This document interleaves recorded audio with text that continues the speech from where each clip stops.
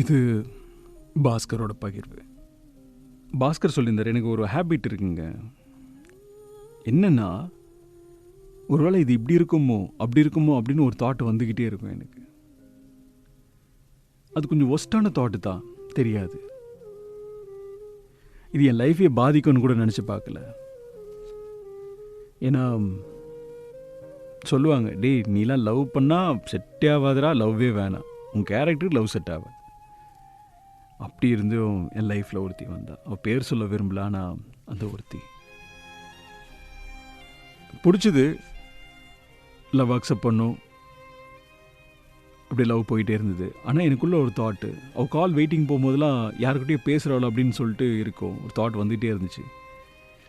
அதனால் அவள் மொபைல் எடுத்து பார்த்தேன், அதில் எதுவுமே இல்லை. பேசுனதுலாம் அவன் கசின், ஃப்ரெண்ட்ஸு, க்ளோஸ் ஃப்ரெண்ட்ஸு, இவ்வளோ தான் இருந்துச்சு.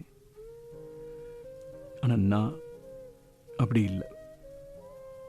அவள் இப்படி இருக்கோமோ அப்படின்னு சொல்லிட்டு நான் என்ன பண்ணேன், ஓகே நானும் பொண்ணுங்கிட்ட பேசுவேன் அப்படின்னு சொல்லிட்டு நானே வாலண்டரியாக போயிட்டு பொண்ணுங்கிட்ட சாட் பண்ணுறது இதெல்லாம் பண்ணிட்டு இருந்தேன்.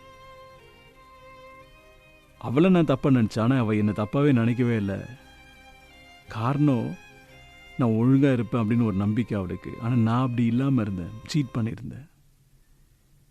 இது அவளுக்கு தெரியாத வரைக்கும் சந்தோஷமாக என்கிட்ட பேசிட்டு இருந்தா. ஒரு கட்டத்தில் ஒரு நாள் எதர்ச்சியாக என் மொபைல் எடுத்து பார்க்கும்போது அன்வான்ட் சேட், அன்னோன் பர்சன்கிட்ட அதெல்லாம் இருந்துச்சு.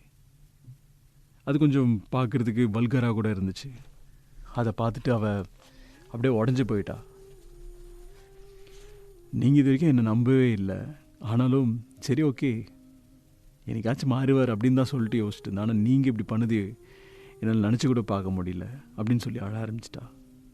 அப்போ தான் புரிஞ்சுக்கிட்டேன் எவ்வளோ கேவலமான ஒரு கேரக்டராக நான் இருந்திருக்கிறேன் அப்படின்னு சொல்லிட்டு. அப்போ சொன்னேன், இல்லை எனக்குள்ளே ஒரு தாட் இப்படி வந்துச்சு, அதனால தான் நான் இப்படி பண்ணிட்டேன், என்கிட்ட பேசாத அப்படின்னு சொல்லிட்டா.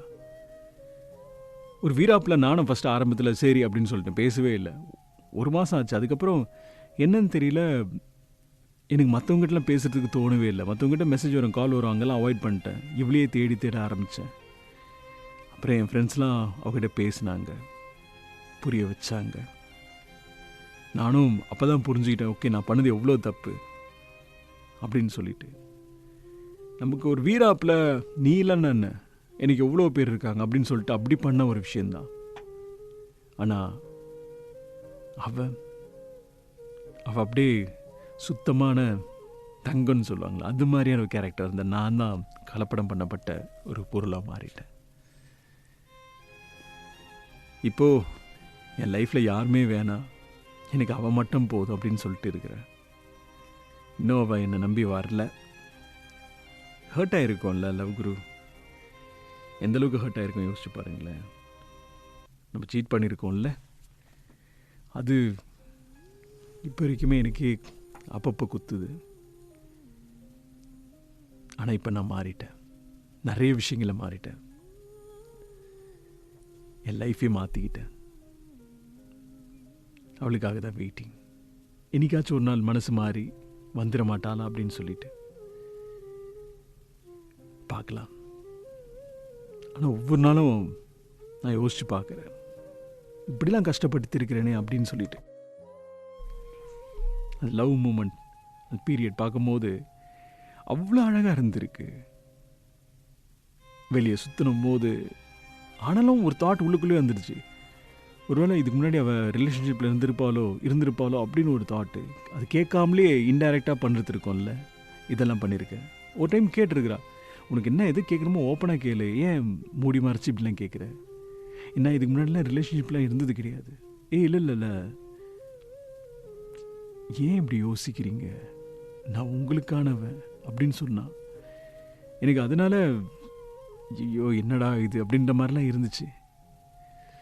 இப்போது அவள் எனக்கானவன் நான் புரிஞ்சுக்கிட்டேன், ஆனால் அவள் என் கூட இல்லை. அது மட்டும்தான் வருத்தம். எனக்கு அவள் மட்டும் போதும் லவ் குரு அப்படின்னு சொல்லிட்டு கண்ணீரோடு அவரோட பகிர்வை சொல்லியிருந்தார். சில சமயங்களில் நம்ம பண்ணுற தப்பு நமக்கு தெரியாதுங்க. சில சமயத்தில் நம்ம பண்ணுற தப்பு நமக்கு என்னன்னு தெரியும், தெரிஞ்சும் தப்பு பண்ணுவோம். பண்ணுற தப்பு தெரியல அப்படின்னா திருத்திக்கலாம். பண்ணுற தப்பு தெரிஞ்சே பண்ணுறோம் அப்படின்னா அப்புறம் என்ன இருக்குது?